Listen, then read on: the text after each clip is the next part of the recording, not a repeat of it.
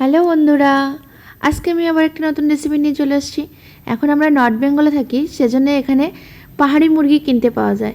তো আজকে আমরা গেছিলাম একটা বাজারে, তো সেখানে দেখলাম পাহাড়ি মুরগি পাওয়া যাচ্ছে।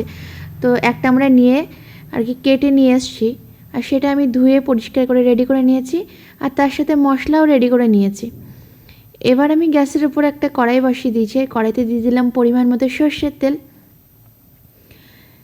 আর আমি আজকে আলু দিয়ে মুরগিটা রান্না করব, তো সেজন্য কয়েকটা আলু কেটে ধুয়ে পরিষ্কার করে রেখেছিলাম।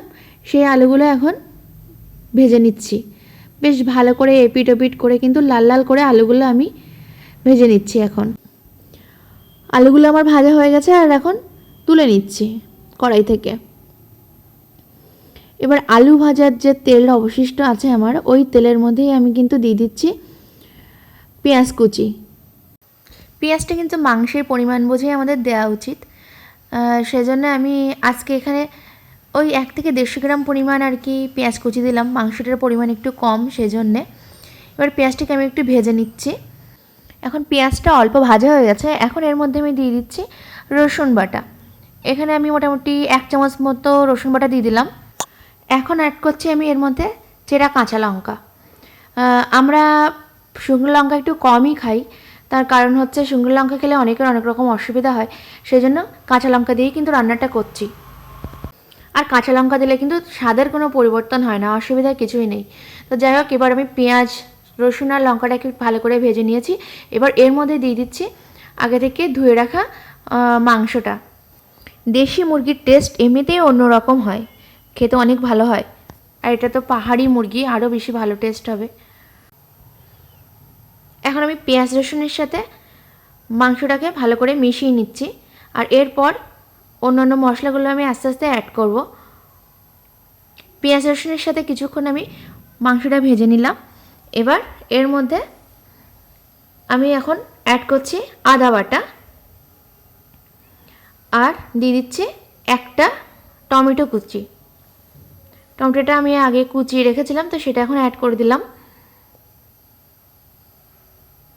আদা টমেটো দিয়ে একটু ভালো করে মিশিয়ে নেই। আর এর মধ্যে কিন্তু আমি দেব গোটা রসুন। দেশি মুরগির মাংসের মধ্যে গোটা রসুন দিলে যে টেস্টটা এত ভালো আসে, রসুনটা খেতে এত ভালো লাগে, তো কি বলবো। এখন দিয়ে দিচ্ছি আমি এর মধ্যে পরিমাণ মতো লবণ। লবণটা অবশ্যই স্বাদ অনুযায়ী। লবণটা কম হলেও খাওয়া যায়, কিন্তু বেশি হয়ে গেলে সে তার মুখে তলায় যায় না, সেজন্য আমি প্রথমে একটু লবণ কমই দিই, পরে আবার টেস্ট করে নিয়ে আবার লবণ দিই। তো এখন আমি দিয়ে দিচ্ছি পরিমাণ মতো হলুদ গুঁড়ো। এরপর আমি এর মধ্যে অ্যাড করছি জিরে গুঁড়ো। জিরে গুঁড়ো এই 1 চামচ পরিমাণই দিচ্ছি। জিরেটা কিন্তু বাটা জিরে দিলে আরও বেশি টেস্ট হয়, কিন্তু আমাদের এখন সময় সংক্ষেপ আর সবসময় শিলের অপশানটা থাকে না, সেজন্য গুঁড়ো মশলা ব্যবহার করতে হয়। তো যাই হোক, এখন আমি দিচ্ছি ধনে গুঁড়ো। তো ধনে গুঁড়ো দিয়ে দিলাম। এখানে ধনে গুঁড়োটা আমি 1 চামচ পরিমাণই দিয়েছি, আর দিচ্ছি আধা চামচ পরিমাণ মরিচ গুঁড়ো। আমার এখানে চামচটা এমনিতে ছোট, সেই জন্য আমি একটা জিনিস দুবার করে করে দিতে হচ্ছে। এবার ভালো করে কিন্তু আমি চিকেনের সাথে মশলাটাকে মিশিয়ে নিচ্ছি। আর আমার বাড়ির কাছেই একটা রাস্তা আছে, তো এত বেশি পরিমাণে গাড়ি চলে যে আমি যখন কথাগুলো বলি তার সাথে অনেক রকম গাড়ির আওয়াজ মিশে যায়, কিছু করার নেই। তো যাই হোক, এখন আমার মাংসের সাথে মশলাটা ভালো করে মিশিয়ে নেওয়া হয়ে গেছে। আর এটা কিন্তু আমি ধীরে ধীরে বেশ অল্প আঁচেই কিন্তু কষিয়ে নিচ্ছি। একটু সময় নিয়ে ধীরে ধীরে মাংস কষালে কিন্তু তার টেস্টটা অনেক ভালো আসে, আর মাংসের জলটা আস্তে আস্তে কিন্তু শুকিয়ে যাবে, আর এরকম দেখুন তেলটা বেরিয়ে আসবে। মাংস কষানোর সময় এরকম তেল উঠে আসলে তখনই বুঝতে হবে কিন্তু মাংসটা ঠিকঠাক কষানো হয়ে গেছে, আর তারপরেই আপনারা জল অ্যাড করে দিতে পারবেন, অসুবিধা নেই। আমার এখানে তেলটা বেরিয়ে এসছে, আর এবার কিন্তু আমি জল অ্যাড করব মাংসটা সেদ্ধ হওয়ার জন্য। আর যতটা পরিমাণ ঝোল রাখবেন সেই অনুযায়ী কিন্তু জলটা দেওয়া উচিত। যেহেতু দেশি মুরগি, সেজন্যে সেদ্ধ হতে একটু সময় নেবে, আমি সেই বুঝেই একটু বেশি পরিমাণ জল দিয়ে দিলাম। আর আমি একটু ঝোলটাও একটু বেশি রাখতে চাইছি, সেই জন্য একটু বেশি পরিমাণ জলটা দিয়েছি। কেউ যদি একটু মাখা মাখা করতে চায় তাহলে সেই পরিমাণ বুঝে একটু কম জল দিলেও অসুবিধা নেই। এখন আমি এর মধ্যে অ্যাড করে দিচ্ছি আগে থেকে ভেজে রাখা আলুগুলো। মাংসের আলু খেতে অনেকে পছন্দ করেন, আবার অনেকে পছন্দ করেনও না, কিন্তু আমি মাঝে মাঝে মাংসে আলু দিই, ভালো লাগে খেতে, সেই জন্যে। কেউ যদি চায় আলু দেবে না, অসুবিধা কিছুই নেই। তো এখানে দেখুন আমার মাংসটা কিন্তু প্রায় সেদ্ধ হয়ে গেছে। আমি একটু লো ফ্লেমে মোটামুটি 25 মিনিট মতো বসিয়ে রেখেছিলাম। তো মাংসটা আমার সেদ্ধ হয়ে গেছে।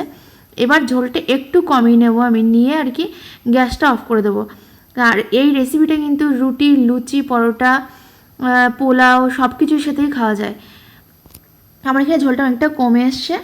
আর এবার আমি দেবো গরম মশলা। গরম মশলাটা দিয়ে একটু নেড়ে চেড়ে নিয়েই কিন্তু গ্যাসটা অফ করে দেবো, কারণ গরম মশলা দিয়ে বেশিক্ষণ মানে ফোটালে গরম মশলার যে স্মেলটা সেটা চলে যায়। তো যাই হোক, আমার এখানে কিন্তু রান্নাটা রেডি।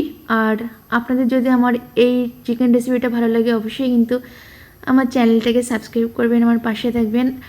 আর বাড়িতে একবার এভাবে ট্রাই করে দেখবেন, আমার তো মনে হয় ভালো লাগবে আপনাদের। আজকে তো আমি রান্নাটা কমপ্লিট করে ফেলেছি, আর এখন আমি এটা রুটির সাথে আজকে পরিবেশন করব। যাই হোক, আজকের মতো বিদায় নিচ্ছি। আমি আবার অন্য একটা রেসিপি নিয়ে চলে আসবো। আজকের মতো টাটা সকলকে।